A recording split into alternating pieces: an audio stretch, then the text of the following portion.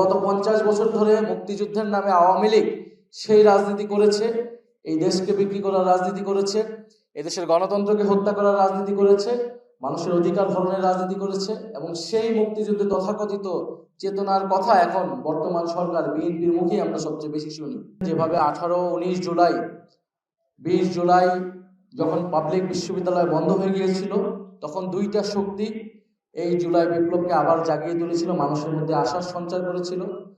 একটা হচ্ছে প্রাইভেট বিশ্ববিদ্যালয়ের শিক্ষার্থীবৃন্দ, আর একটা হচ্ছে মাদ্রাসার শিক্ষার্থীবৃন্দ। এবং 2013 সালের আন্দোলন, প্রাইভেট বিশ্ববিদ্যালয়ের ভ্যাট বিরোধী আন্দোলন, 2018 সালের কোটা সংস্কারের এবং নিরাপদ সড়ক আন্দোলনের সকল কিছুর সম্মিলিত একটা রূপ, অর্থাৎ এই যে বৃহত্তর ছাত্রদের মধ্যে একটা বৃহত্তর ঐক্য তৈরি হইলো, এটা গত 8-10 বছরের ধারাবাহিকতা আমরা পেয়েছি। তো ছাত্র সমাজের মধ্যে এই ঐক্য এসেছিল। আমরা মনে করি দেশের যে কোনো সংকটে, জাতীয় যে কোনো সংকটে এই ঐক্য থাকবে জুলাই বিপ্লবকে বাঁচিয়ে রাখার প্রশ্নে।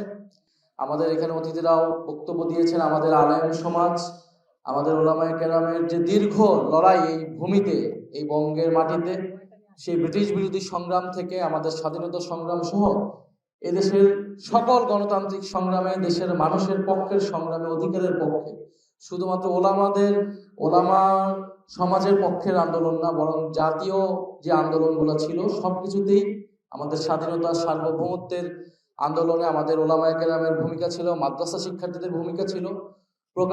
পরোক্ষভাবে প্রকারান্তরে আমরা আওয়ামী লীগের সময়, ফ্যাসিস্ট সময় দেখেছি জঙ্গিবাদের তকমা দিয়ে, ওয়ারেন্ট টেররের একটা সময় আমরা দেখেছি এখানে ইসলামকে কিভাবে ভীতিকরভাবে হাজির করা হয়েছে। মাদ্রাসা শিক্ষার্থী এই যে জোব্বা রক্তাক্ত হয়েছে, শুধু জুলাই বিপ্লবে নয়, গত কয়েক দশক ধরেই রক্তাক্ত হয়েছে, শুধু বাংলাদেশে নয় পুরো পৃথিবী জুড়ে রক্তাক্ত হয়েছে ইসলাম এবং মুসলমানের পরিচয় এবং চিহ্ন হিসেবে। ফলে এই রক্তাক্ত জুব্বা কিন্তু বিদ্রোহের প্রতীক, লড়াইয়ের প্রতীক।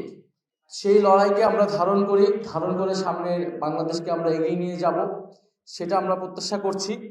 এবং এই সরকারের প্রতি আহ্বান থাকবে, আমাদের ওলামায়ে কেরাম, আমাদের মাদ্রাসা শিক্ষার্থীদের যে ভূমিকা, তারা শাহাদাত বরণ করেছে জুলাই বিপ্লব নয়, তার শাপলা আন্দোলন থেকে শুরু করে গত মোদী বিরোধী আন্দোলন সহ সকল আন্দোলনে তাদের যারা ক্ষতিগ্রস্ত হয়েছে তাদের যাতে রাষ্ট্রীয় স্বীকৃতি সম্মাননা দেয় সরকার। এবং একটা কথা এখন সরকারের পক্ষ থেকে বলা হচ্ছে যে জুলাই চেতনা বিক্রি করে রাজনীতি করা যাবে না। তো জুলাই চেতনা কেউ বিক্রি করতে যাচ্ছে না।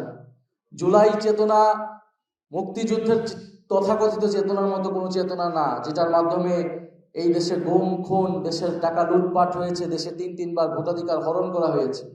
বরং গত 50 বছর ধরে মুক্তিযুদ্ধের নামে আওয়ামী লীগ সেই রাজনীতি করেছে, এই দেশকে বিক্রি করার রাজনীতি করেছে, এদেশের গণতন্ত্রকে হত্যা করার রাজনীতি করেছে, মানুষের অধিকার হরণের রাজনীতি করেছে এবং সেই মুক্তিযুদ্ধে তথাকথিত চেতনার কথা এখন বর্তমান সরকার বিএনপির মুখেই আমরা সবচেয়ে বেশি শুনি। ফলে জুলাই বিপ্লবের যেই আমাদের আকাঙ্ক্ষা ছিল, যে প্রতিশ্রুতি ছিল জনগণের কাছে, নতুন বাংলাদেশ, বৈষম্যহীন বাংলাদেশ, আমাদের রাষ্ট্রের সংস্কার, প্রতিষ্ঠানগুলোর সংস্কার, সেই সংস্কারগুলো যদি আমরা চাইতে যাই, এটাকে জুলাই চেতনা বিক্রি যদি সরকার বলতে চায় তারা বলতে পারে, কিন্তু জনগণ জানে জুলাই সবচেয়ে বেশি সুফল ভোগে কিন্তু হয়েছে এই সরকার। তারেক রহমান দেশে এসেছেন, শিলং থেকে স্বরাষ্ট্রমন্ত্রী দেশে এসেছেন, তারা ক্ষমতায় বসতে পেরেছেন জুলাইয়ের চেতনার ফলে, জুলাইয়ের এই ঘটনার ফলে। তারা আসলে একটা দায়িত্বহীন ক্ষমতা পেয়েছে জুলাই বিপ্লবের ফলে, আর আমরা পেয়েছি ক্ষমতাহীন দায়িত্ব।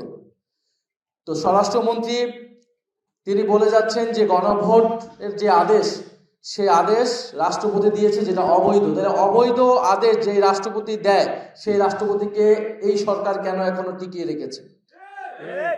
ফলে এটার যদি রাষ্ট্রপতি এই অবৈধ আদেশ, সংবিধান বিরোধী আদেশ দেয়, তাহলে রাষ্ট্রপতিকে এর জন্য শাস্তির আওতায় আনা উচিত সরকারের, কিন্তু সরকার সেটা করছে না। সরকার স্পষ্টতই দ্বিচারিতা করছে। সংবিধান সংস্কার পরিষদের যে শপথনামা, সেই শপথ আমাদের পড়িয়েছে প্রধান নির্বাচন কমিশনার।